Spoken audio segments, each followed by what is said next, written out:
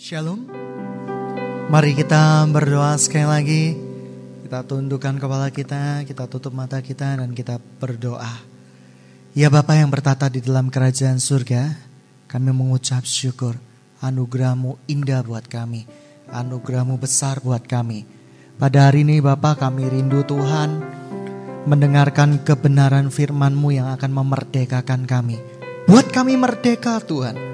Buat kami senantiasa Tuhan diliputi oleh ucapan syukur kepadamu. Dan kami mengucap syukur sebab Engkau Allah yang besar buat kami semuanya. Terima kasih Tuhan. Di dalam nama Tuhan Yesus Kristus kami berdoa dan mengucap syukur. Mari kita yang percaya sama-sama katakan amin. Shalom. Rahasia hati seorang bapa. Saudara, mungkin kita udah mendengar berkali-kali tentang hati Bapa. Tapi mari, ada suatu rahasia yang luar biasa di dalam Yesaya 43. Mari kita baca bersama-sama Yesaya 43. Saya percaya Bapa ingin melakukan sesuatu di hari ini. Tuhan ingin melakukan sesuatu di hari ini. Saya percaya Roh Kudus juga ingin melakukan sesuatu di tempat ini. Ada rencana yang indah yang ingin dinyatakan. Yesaya 43 ayat yang pertama. Saya baca ya. Yesaya 43 ayat pertama. Tetapi sekarang beginilah firman Tuhan yang menciptakan engkau, hai Yakub, yang membentuk engkau, hai Israel. Janganlah takut, sebab aku telah menebus engkau. Aku telah memanggil engkau dengan namamu. Engkau ini kepunyaanku. Saudara, hati seorang bapa yang pertama, yaitu bapa yang rindu mengenal kita secara pribadi. Saudara, ketika seseorang dikenal namanya enak, saudara. Dulu banyak sekali orang yang mengenal nama saya dan saya tidak pernah mengenal nama orang lain. Itu kecenderungan saya. Tetapi sebuah kehormatan apabila nama saya dikenal. Waktu saya pergi ke Galaxy Mall, kamu Hadi ya? Pria yang dari sekolah frateran itu ya? Oh betul, saudara. Ketika pergi ke PTC, oh kamu kok Hadi ya? Seorang pemimpin dari persekutuan doa. Aku dulu kuliah di Ubaya. Itu kehormatan saudara. Mengenal nama orang dan tidak salah menyebutkannya, itu sebuah nama yang indah. Sebuah kehormatan yang luar biasa. Ketika kamu pergi ke mall, orang ingat dengan julukanmu, bukan dengan namamu. Kamu gembrot ya? Ya, dari SMA ya? Oh, dari SMA itu ya? Oh, gitu masih gembrot aja kamu ya? Enak gak kira-kira? Saudara, itu bukan kedekatan, itu menunjukkan pelecehan. Ya kan? Seperti itu. Kamu itu ya ngileran ya. Oh aku ingat kamu waktu SD ngileran. Saudara, tentunya gak enak dikenal seperti itu. Tapi Allah menghendaki kita dikenalnya secara pribadi. Dia Allah yang mengenal secara pribadi. Dia menyebut nama anak-anaknya one by one. Dia sebut namanya, hai Novi PS. Misalnya seperti itu. Hai Rio, saudara, dia sebutkan Rio dari Probolinggo alias atau Ponorogo, saya nggak jelas. Probolinggo kelihatannya, ya, yang rumahnya itu loh di tepi jalan raya, yang ada pohonnya itu loh, seperti itu. Itu Rio dikenal, saudaraku di sana. Itu berbicara mengenal secara pribadi. Hari-hari ini usumnya Facebook kan, wah, orang pada ngasihin data di Facebook. Betapa senangnya ada yang meng-add kita. Dan orang itu mengenal kita. Kamu dari SMP itu ya. Oh aduh aku kangen banget gitu ya. Tentunya kita bangga kalau mereka masih mengenal nama kita secara pribadi. Sekali lagi betapa bangganya kita kalau seseorang itu mengenal nama kita secara pribadi. Dan ketahuilah, saudara-saudara, hari ini saya cuma mau kasih tahu, Allah kita adalah Allah yang pertama itu apa? Hati seorang bapa yang pertama itu apa? Bapa yang menghendaki kita dikenal secara pribadi. Ini perjumpaan yang luar biasa, saudara. Ketika Allah menyebut nama kita secara pribadi, Allah itu menginginkan kita menjadi kepunyaannya. Menjadi sebuah pribadi yang betul-betul rindu dimilikinya senantiasa. Sebuah pribadi yang rindu betul-betul disenangkannya senantiasa. Itu Allah kita. Di Yesaya ayat berikutnya, mari kita baca bersama-sama. Yesaya 43. Yesaya 43. Dikatakan di sini, apabila engkau menyeberang melalui air, aku akan menyertai engkau. Atau melalui sungai-sungai, engkau tidak akan dihanyutkan. Apabila engkau berjalan melalui api, engkau tidak akan dihanguskan. Dan nyala api tidak akan membakar engkau. Hati seorang bapa yang kedua adalah bapa yang menyertai kita. Bapa yang menjaga kita. Mana ada sih seorang ayah yang gak menjaga anaknya? Ketika saudaraku melihat anak saya sedang bermain gunting. Mana ada sih hati seorang ayah ya main lah ya. Nanti entar kepotong apa-apa lah. Nggak ada ayah yang seperti itu. Atau ketika melihat anaknya bermain-main dengan anjing bulldog yang besar gitu, yang garang gitu ya, seperti itu. Ayah mana yang gak menjaga anaknya? Atau ya bermain-main satu hari ya gitu ya, satu harian. Nanti kalau tangannya digigit ya sudahlah, sudah waktunya ya, sudah proses dari Tuhan. Apakah ada ayah yang seperti itu? Tentunya gak ada. Ayah yang seperti itu adalah ayah yang gila. Betul? Betul. Berikutnya, mari kita baca ayat berikutnya. Ini luar biasa sekali. Ayat yang ketiga, Yesaya 43 ayat yang ketiga. Sebab akulah Tuhan Allahmu yang maha kudus, Allah Israel juru selamatmu. Aku menebus engkau dengan Mesir dan memberikan Ethiopia dan Sheba sebagai gantimu. 4. Oleh karena engkau berharga di mataku dan mulia, aku ini mengasihi engkau. Maka aku memberikan manusia sebagai gantimu dan bangsa-bangsa sebagai ganti nyawamu. Pribadi Allah yang ketiga, saudaraku. Karakter Allah yang ketiga, yang pertama itu apa? Allah yang menghendaki kita dikenalnya secara pribadi. Allah yang kedua apa? Pribadi Allah, Allah yang menjaga kita, menyertai kita. Yang ketiga, pribadi Allah apa? Yang mengatakan kita ini terlalu berharga di matanya. Kita ini adalah hartanya, harta terpendam. Saudara sekarang saya mau tanya, ketika waktu kalian kecil sakit panas, sejahat-jahatnya ayah kita, pernah gak ketika kamu sakit panas dibiarkan saja? Biarkan, biar antibodinya bekerja sendiri, tidak perlu obat. Ya, kalau perlu panasnya sampai 100 derajat gak apa-apa, sudah mati kali ya. Saudara, sering kali kita merasakan, saudaraku, pribadi Allah ini adalah pribadi Allah yang saya namakan pribadi Allah yang seperti pribadi Bapa kita di dunia. Saya percaya Bapa kita di dunia, beberapa Bapa ya di dunia memiliki gambaran pribadi Allah. Allah yang menganggap kita berharga. Saudara, ketika kamu naik kendaraan, sepeda motor atau mobil, dan tiba-tiba kendaraanmu diambil oleh orang, pencopet misalnya atau penodong.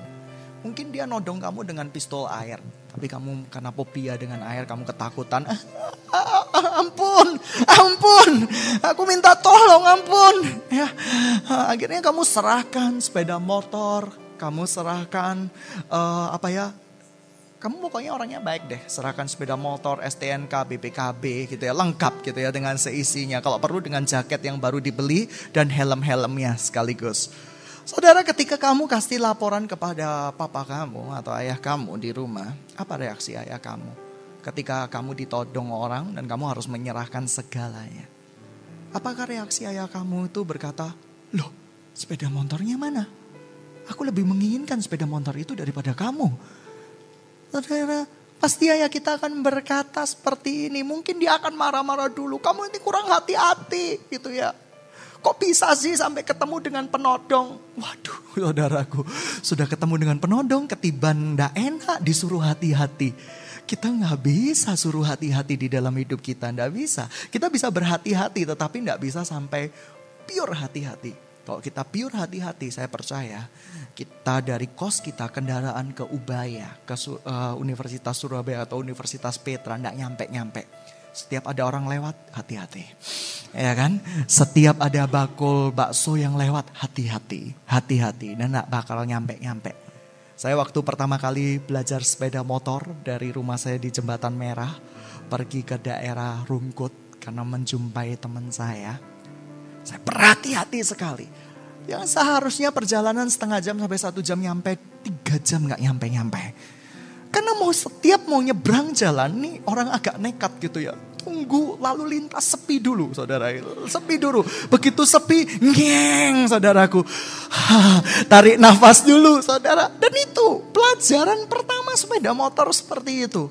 Akhirnya begitu agak enak ngebut saudara, ngebut. Dan ketika ngebut memang agak kebablasan juga, berlawanan arah dan akhirnya dihukum Tuhan.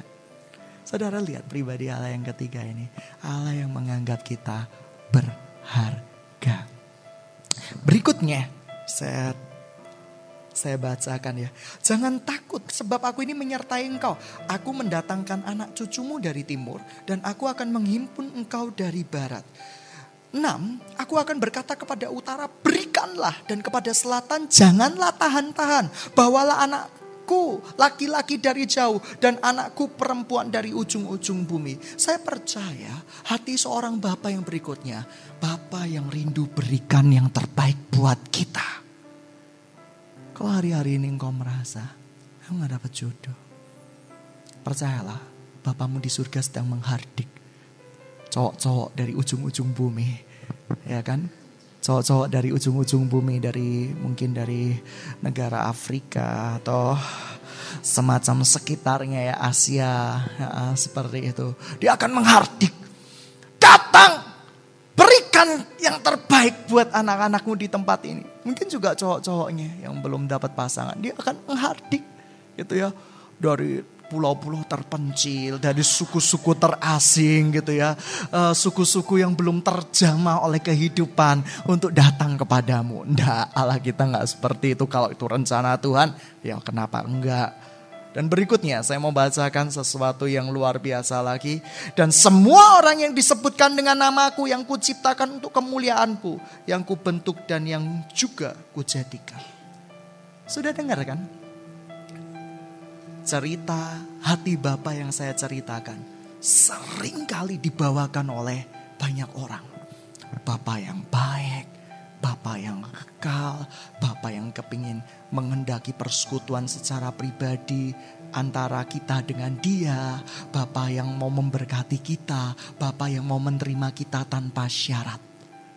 Saudara, ada gak bekas anak? Nggak ada kan? Yang ada bekas istri, mungkin bekas bos, bekas supir gitu ya. Yang ada mungkin bekas air minum bekas atau yang bekas-bekas yang lain saudaraku. Tetapi anak pun tetap anak. Sejelek-jeleknya anak, seidiot-idiotnya anak, pastilah orang tua tetap mengakuinya. Saudara, ini prinsip yang harus kita ketahui. Seburuk-buruknya engkau, sejelek-jeleknya engkau, seidiot-idiotnya engkau, segoblok-gobloknya engkau, ini kasar ya. Sebodoh-bodohnya engkau tetap anak Allah.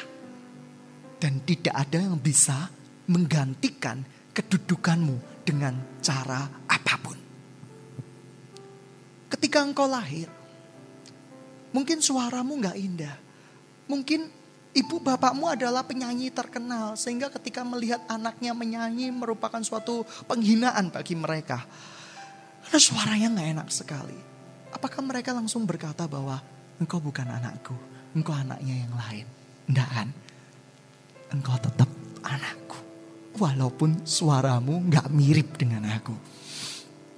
Ada gak ketika mungkin kamu punya keluarga yang anaknya cacat gitu ya, anaknya cacat, mungkin matanya ada 5 atau matanya ada 2. Saudaraku ya, mungkin matanya jelas ada dua, mungkin hidungnya ada dua, mungkin kakinya cuma satu.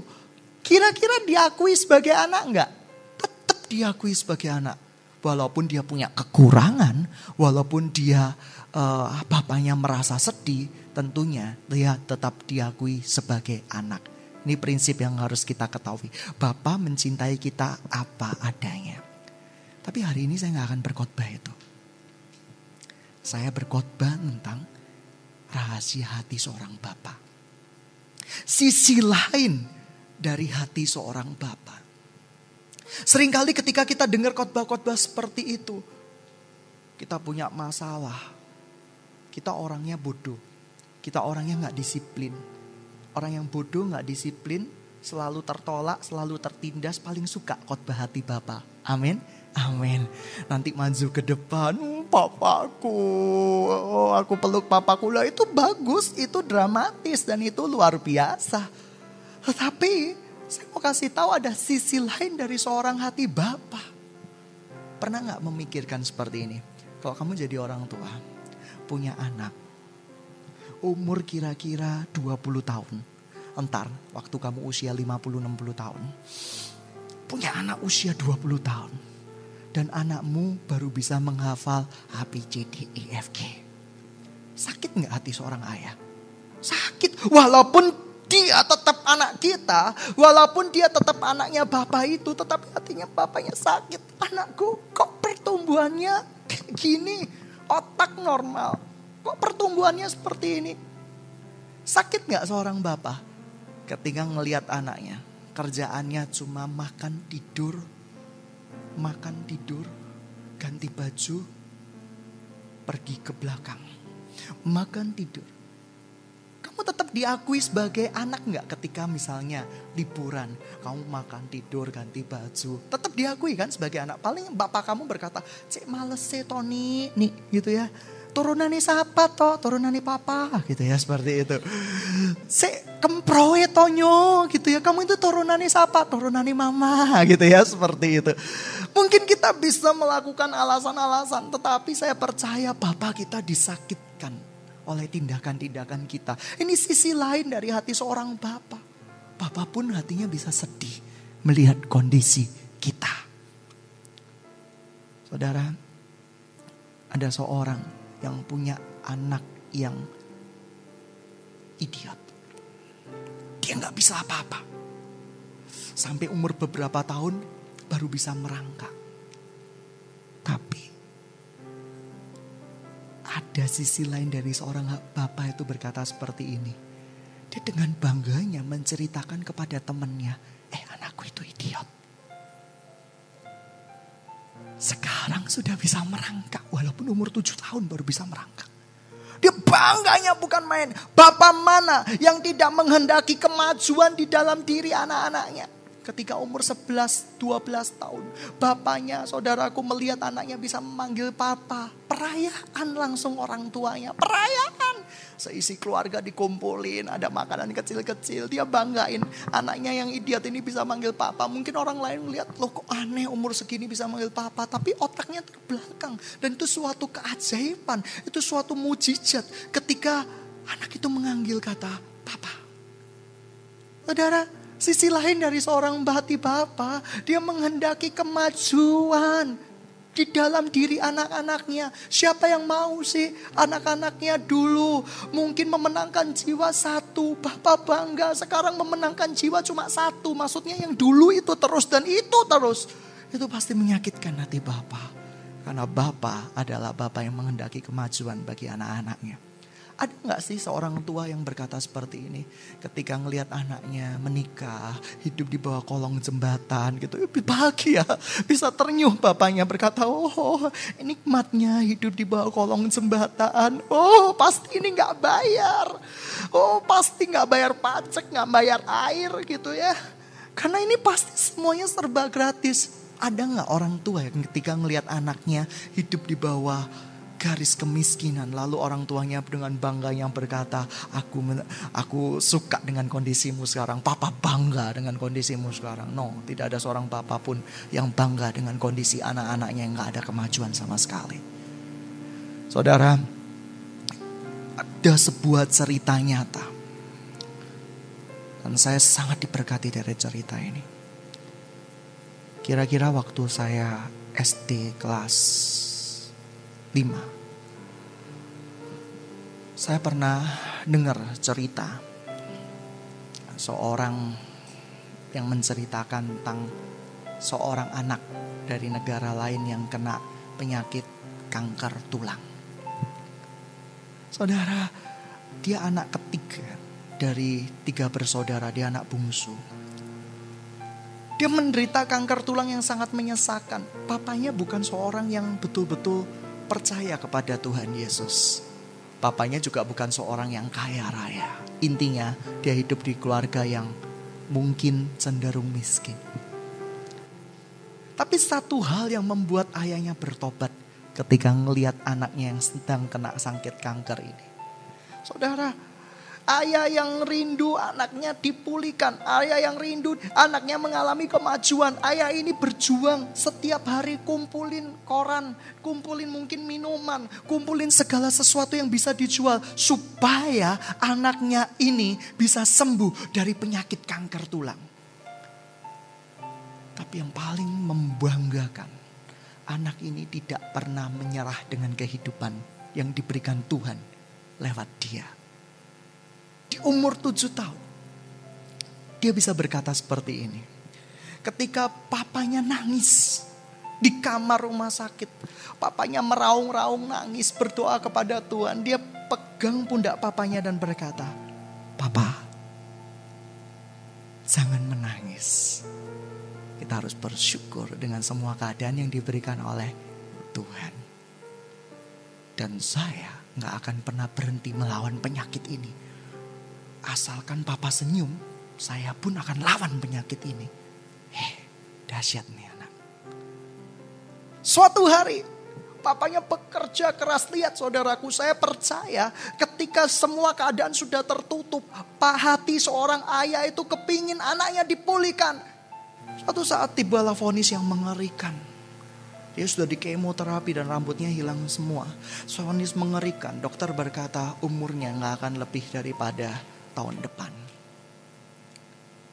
Dan ketika dengarkan vonis itu, papanya sedih, menangis kembali. Dan anaknya pun mengetahui kesedihan hati papanya dan berkata kembali. Papa cerita dengan jujur, "Saya mau dengerin." Anak yang umur 7-8 tahun itu. Dan ketika papanya gak mau cerita, dia desak papanya harus cerita. Umurmu divonis tahun depan. Dia berkata, "Papa, bersyukur kepada Tuhan. Dan jangan pernah menyerah." Karena kata-kata anaknya itu, papanya gak pernah menyerah. Dia banting tulangnya, dia kerja siang malam untuk mencukupi kebutuhan di rumah sakit itu. Saudara, itu adalah ayah kita. Walaupun ngelihat anaknya sudah opname, mungkin dia ngelihat anaknya sudah gawat ini, dia selalu ayah yang berjuang buat anak-anaknya. Dengan semua kesedihan yang ada, tibalah pada saat usianya harus ditutup oleh yang di atas. Kira-kira semenjak anak itu menerima surat kematian yang divoniskan dokter kepada dia, anak itu ambil sebatang pohon besar, dia mengukir. Dia mengukir, saudara. Dia mengukir. Dan dia membuat sebuah tulisan. Saya kaget dengan tulisan itu. Waktu itu orang itu bercerita, waktu saya SD, kira-kira tulisannya berbunyi seperti ini. "Ayahku, jangan pernah menyerah dengan kehidupan, karena aku tidak pernah menyerah dengan kehidupan. Satu hal yang saya rindu, Papa mengenal Tuhan yang memberikan aku kekuatan untuk hidup. Dan semenjak aku divonis kehidupan," kira-kira dia cerita seperti itu, "aku mulai mengukir sebatang pohon." Diukir sebatang pohon itu. Dan sebatang pohon itu ukir dengan ketulusan. dengan kesakitan, dengan cintaku. Suatu saat dia harus diopname ke rumah sakit lagi. Mobil ambulan mengantarkan dia ke sana. Dan akhirnya dia bawa kotak itu. Dia bilang gini, Papa boleh buka kotak ini setelah saya dipanggil ke atas. Rasanya anak ini udah ngerti. Dan benar ketika anaknya mati, dipanggil Bapa di sorga, dia buka kotak itu. Ternyata kotak itu berisi apa? Wajah dari papanya. Saudara, papanya nangis saudaraku. Saya bisa merasakan cerita nyata itu mengalir lewat hati saya. Papanya kaget. Kenapa anak ini berbicara, bisa membuat ukiran sedahsyat ini saudaraku. Bisa membuat ukiran wajah, detil-detilnya nampak walaupun kasar. Dan dia bilang kayak gini, ayahnya berkata seperti ini, pasti patung ini dibuat karena guratan kesakitan dari anakku. Tahu maksudnya? Anaknya mengukirkan itu, anaknya mengukirkan gambar papanya di pohon itu, di kayu di pohon itu saudaraku. Dan saya kasih tahu, orang yang kena kanker tulang menggerakkan tangannya aja susah. Saya percaya ketika dia ukir wajah bapaknya, saudaraku, ketika dia ukir wajah bapaknya itu dengan semua sisa-sisa kekuatannya, dengan semua sisa-sisa tenaganya, mungkin dengan penuh kesakitan. Dan semenjak anak ini meninggal, papanya bersaksi kepada orang-orang, aku punya 3 anak, aku mencintai mereka semua. Tapi aku begitu bangganya dengan anakku yang penyakitan ini. Aku begitu bangganya dengan anakku yang punya penyakit kanker ini. Walaupun dia menghabiskan seluruh uangku, tapi aku bangga. Karena di detik-detik terakhir di dalam kehidupannya, dia gak pernah patah semangat. Bahkan memberikan inspirasi supaya aku mengenal Tuhan secara dekat. Saudara, apakah engkau berhenti berjuang? Kita sering dengar khotbah-khotbah tentang Bapa sayang sama kita. Betul, Bapa sayang sama kita. Tapi hari ini saya harus menyadarkan kalian bahwa Bapa pun sakit melihat kebodohan kita. Bapa pun sakit melihat keterbelakangan kita. Bapa pun sakit melihat kita tidak ada semangat untuk hidup. Bapa pun sakit melihat kita tidak bisa melakukan apa-apa, tidak mengalami pertumbuhan apa-apa, tidak mengalami perubahan apa-apa, tidak mengalami perkembangan apa-apa. Hati Bapa yang sakit. Mungkin kau berkata, aku gak bisa apa-apa, aku terbelakang. EQ ku mungkin kemarin waktu tes 90 atau 80, tapi saya mau kasih tahu, aku gak peduli EQ-mu berapa, kata Bapa di surga. Yang aku peduli, seberapa besar kamu berjuang untuk menghadapi kehidupan yang sudah aku berikan kepadamu. Saya tahu saudaraku. Saya tahu. Patung itu pasti demikian bernilainya di mata Bapanya. Pernahkah engkau melayani Bapamu di surga? Seperti anak yang kena kanker tulang ini melayani Bapa di surga. Mungkin kau berkata, aku gak bisa nyanyi. Aku gak bisa main musik.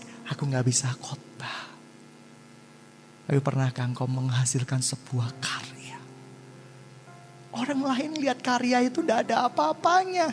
Dia cuma sebatang pohon yang diukir. Dan di situ ukirannya pun gak terlalu bagus. Mungkin banyak kekasaran di dalamnya. Tapi bagi bapaknya ini begitu bernilai. Karena ini diukir oleh kesakitan dari anaknya. Kalau ini diukir karena penderitaan dari anaknya. Dan terutama diukir karena cintanya anaknya kepada bapaknya di surga. Kepada bapaknya di bumi ini. Saudara, saya teringat. Ketika dahulu teman saya, teman dari lain tempat ya, dia berkata seperti ini, aku gak ada hadiah buat mamaku. Mamaku seorang penjahit, aku gak ada hadiah buat dia. Dia seorang wanita. Lalu dia berkata seperti ini, tapi aku kepingin di tahun depan mamaku dapat bahagia. Apa yang dia lakukan? kelihatannya lucu. Dia bikin origami. Tahu ya origami yang dari bintang kecil dibikin kecil-kecil sama angsa. Dia bikin setiap hari, dia komitmen. Dia bikin setiap hari, aku bikin 20 biji. Nggak mau tahu 1 tahun berapa biji. Tinggal kalikan. Dan hadiah itu diberikan kepada mamanya. Ketika mamanya terima, mamanya cuma bisa meluk dia. Apa nilai arti dari kertas bekas yang dibentuk seperti bintang, yang dibentuk seperti angsa-angsaan? Nggak ada nilainya. Tapi kalau itu dikerjakan dengan cinta, dikerjakan dengan semangat, nilainya sangat besar. Dan mamanya berkata, ketika papamu masih ada di muka bumi ini, papamu selalu ngasih hadiah yang terbaik buat mamamu, tapi ini hadiah yang jauh lebih baik. Mengerti maksud saya? Jangan pernah menyerah. Jangan pernah berhenti berjuang. Sisi lain dari hati seorang bapa, dia mengendaki kemajuanmu.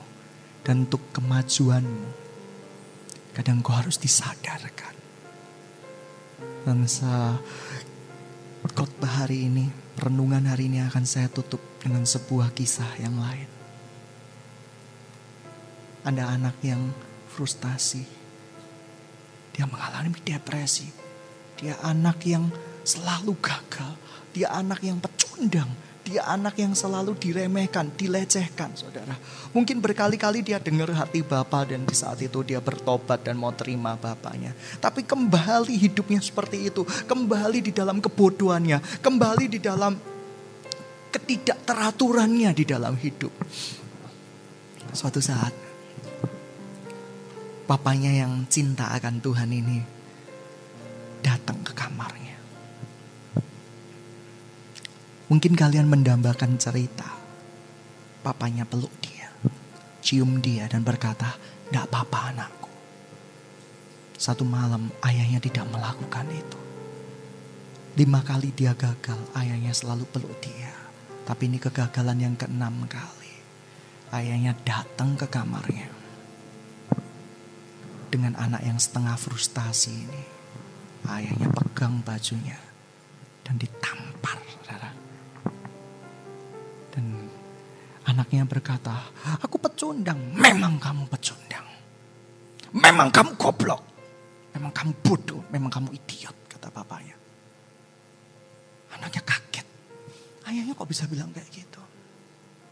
Tapi satu hal yang papa paling kusesalin mempunyai anak seperti kamu. Kamu tidak pernah berjuang menghadapi kebodohanmu.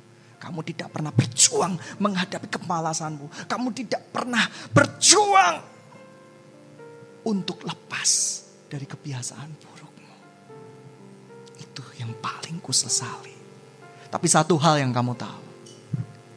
Dengan semua yang kamu lakukan buat keluargamu, dia memang broken home. Padahal papanya cinta Tuhan. Dia broken home, dia betul-betul merasa dirinya gak enak, gak layak, bodoh. Sejak malam itu ditampar. Mungkin Anda merasa dia akan terpuruk. Malam itu dia gak bisa tidur. Dia berpikir seperti ini. Aku punya papa yang baik. Aku sering kali mendambakan papa harus ngerti kondisiku. Papa harus ngerti keadaanku.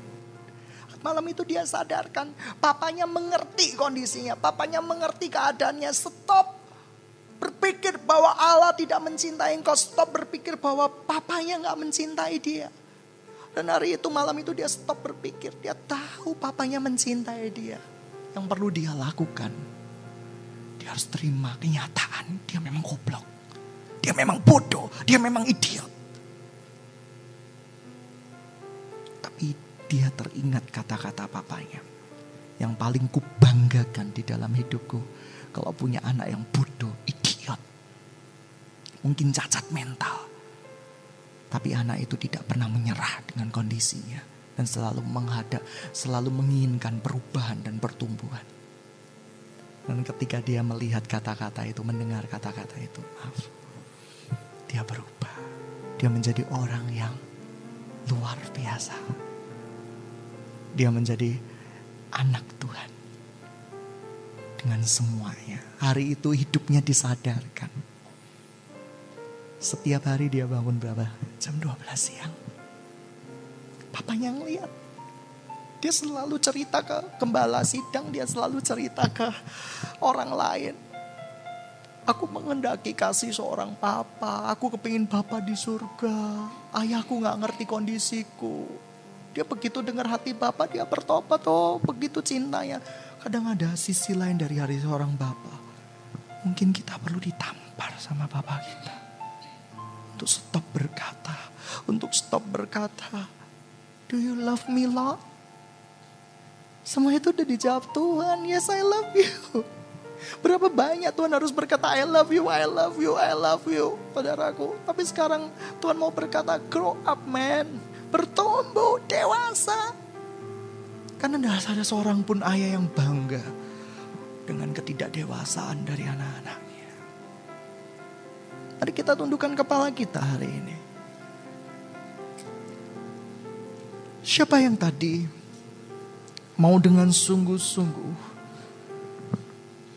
Kita udah dengar di dalam Yesaya, Allah kita adalah Allah yang kepingin mengenal kita secara pribadi. Yes, di mana Bapa sih yang gak menghendaki hubungan secara pribadi? Allah yang melindungi kita, Allah yang menyertai kita. Dan kita mengerti juga di dalam Yesaya juga bahwa Allah rindu berikan yang terbaik buat kita. Allah yang menebus kita. Artinya saya cuma mau katakan stop. Bertanya kepada Tuhanmu, kepada Bapamu, do you love me, Lord? Yes. Tuhan mencintaimu. Sekalipun keadaanmu terpuruk, sekalipun keadaanmu gak benar, Tuhan mencintaimu. Dan itu finish, itu total. Tapi ada sisi lain dari seorang Bapa. Tidak ada satupun Bapa yang mencintaimu. Lihat keadaanmu terpuruk dan dia begitu tidak ingin merubah hidupmu. Tidak ada seorang pun Bapa yang melihat anaknya hidup seperti robot, hidup seperti mayat hidup. Tidak rindu anaknya hidup secara normal. Ada sisi lain dari seorang hati Bapa. Bapa yang rindu anaknya berjuang. Walaupun itu di luar kemampuanmu. Seorang ayah yang rindu engkau berjuang sampai titik darah penghabisan. Saya mau tantang Anda. Hari ini siapa yang mau terima hati seorang bapa, sisi lain dari hati seorang bapa? Siapa yang mau berkata di dalam dirinya, Bapa, aku tahu engkau mencintaiku, tapi aku mau Tuhan menjadi anak yang bertumbuh, menjadi anak yang dewasa, belajar memberikan yang terbaik untuk kemuliaan nama-Mu. Saya berhenti untuk mengasihani diri saya. Dulu masa lalunya seperti ini, orang tuaku seperti ini. Saya berhenti Tuhan. Saya tahu semuanya sudah dibayar lunas oleh darah-Mu. Tapi sekarang saya mau punya tingkatan yang berbeda. Dan tingkatan itu saya mau bertumbuh Tuhan. Saya mau menyenangkan hati-Mu. Saya mau melakukan yang terbaik. Sekalipun itu berat. Siapa yang mau? Taruh tanganmu di dadamu. Mari kita berdoa bersama-sama hari ini. Siapa yang mau? Siapa yang mau berkata kepada bapaknya, Bapakku rindu melakukan yang terbaik buat engkau. Taruh tanganmu di dada kamu. Biarkan Roh Kudus mengetuk pintu hati kamu dan jangan tahan-tahan lagi. Karena hari ini saya mau kasih tahu, ada pemulihan dari Tuhan, ada pemulihan dari Roh Kudus, ada pemulihan dari Bapa di surga. Dan saya cuma mau kasih tahu, buat karya-karya yang indah. Saya cuma mau kasih tahu, Apakah engkau melebihi orang yang sakit kanker tulang? Apakah engkau melebihi dari seorang yang sakit parah sehingga engkau gak bisa melakukan apa-apa? No. Berjuanglah buat karya-karya yang nyata. Mungkin orang lain gak menghargai karyamu, tapi saya mau kasih tahu, Bapa menghargai karyamu. Bapa menghargai karyamu. Dia adalah kekuatan kita. Dia adalah segalanya buat kita. Datang kepada Tuhan sekarang malam ini. Datang kepada Tuhan. Mari kita datang kepada Dia. Mari katakan kepada Dia, Bapa, hari ini aku sadar. Mungkin engkau berkata, aku gak bisa apa-apa Tuhan. Aku sadar aku gak bisa apa-apa. Seringkali aku kepingin dengar cerita. Enggak, kamu bisa kok. Kamu bisa apa-apa. Memang kamu gak bisa apa-apa. Tetapi dengan semangat, dengan kekuatan untuk hidup, dengan kekuatan untuk berjuang, engkau lebih daripada pemenang. Engkau lebih daripada pemenang. Saya cuma mau tahu, kerinduan dari anak manusia yaitu menyenangkan hati Bapaknya. Kerinduan dari anak manusia yaitu membuat hati Bapaknya dipuaskan. Hari ini mari kita bersyafaat kepada Dia, berdoa kepada Dia. Bapa, aku mau sadar diriku. Aku memang gak bisa apa-apa. Aku memang bodoh. Dan itu karena kesalahanku sendiri, Bapa. Mungkin waktu SD aku malas, waktu SMP aku malas, aku selalu pinjam catatan dari orang lain. Sehingga ketika aku kuliah, nilai-nilaiku gak seberapa bagus. Apa yang ku tabur di masa lalu, aku tuai di masa yang akan datang. Tapi satu hal, Bapa, aku akan kejar ketinggalan-ketinggalanku. Karena aku tahu sisi hati dari seorang Bapa. Bapa rindu melihat pertumbuhanku. Bapa rindu melihat kemajuanku. Dan akan kuperlihatkan itu Bapakku.